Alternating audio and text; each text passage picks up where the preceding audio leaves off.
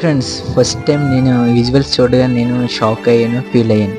తీరా ఎంక్వైరీ చేస్తే నాకు తెలిసింది ఏంటంటే అది ఉపాధి హామీ పథకం. మన సైడ్ అంటే లైక్ కరువు పని అంటారు కదా, మన సైడ్ చెరువుల్లో గోతులు అయ్యి తవ్వుతారు కదా, అలాగా ఏజెన్సీ ఏరియాలో రెయిన్ వాటర్ స్టోర్ చేయడానికి ఎలా చేస్తారంట. అది మ్యాటర్.